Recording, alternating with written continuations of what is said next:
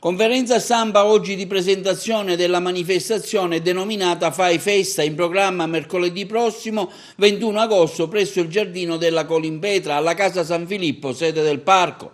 La manifestazione è organizzata dalla delegazione Fai di Agrigento e dal giardino della Colimpetra e si svolge con il patrocinio del Parco Archeologico della Valle dei Templi e il contributo delle cantine CVA di Canicattì.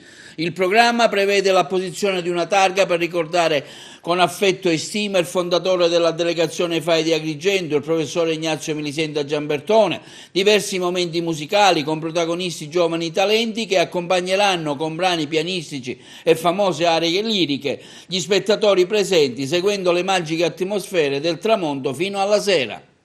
Per la prima volta il Giardino della Colimpetra diventa quello che è, cioè la casa del Fai. Gli amici della delegazione di Agrigento, con grande impegno e grande determinazione, saranno i protagonisti di questa giornata in cui festeggeremo i 20 anni di impegno qui nella Valle dei Templi per Agrigento, per la bellezza, per la cultura, e sarà una festa in cui ritrovarci e in cui riaffermare la nostra intenzione di essere utili a questa città. Giorno 21, mercoledì, faremo una grande festa per gli amici del Fai, per gli iscritti, e per la prima volta ci ritroviamo tutti nella nostra casa giardino alla Colimpetra. E un momento importantissimo sarà l'apposizione della targa in ricordo del primo capodelegazione, del fondatore della delegazione Fai di Agrigento, il professore Giambertone Melisenda. Poi a seguire ci saranno degli interventi musicali, degli intrattenimenti musicali molto belli, tenuti da talenti, da giovani talenti molto bravi.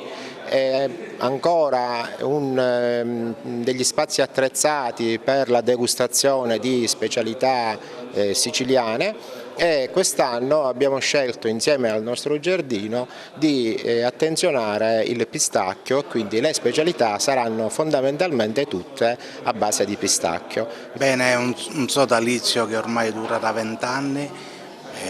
Quello tra il Fai, la Colimpetra e il Parco Archeologico e Paesaggistico della Valle dei Templi, che appunto ha avuto con la legge 20 una connotazione anche riguardo agli aspetti ambientali, quindi è un sodalizio, dicevo, che dura da un ventennio, in questi anni si è molto sviluppato, ha migliorato i servizi, la Colimpetra, ed è un fiore all'occhiello del Parco Archeologico Valle dei Templi. Saremo i solisti cantanti del concerto del tramonto che si terrà giorno 21, presentiamo la parte lirico-sinfonica. Faremo sentire brani di Rossini, Verdi, un po' di musica per pianoforte, Beethoven per esempio. Noi ringraziamo la delegazione Fai per averci coinvolto.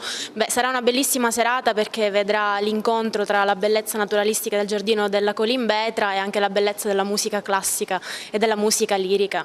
Io sono uno dei pianisti accompagnatori che accompagnano questi ragazzi, quindi li sosteniamo musicalmente. Sono io e un altro ragazzo che insomma li accompagniamo. Vi aspettiamo mercoledì. Più che volentieri, aspettiamo numerosi.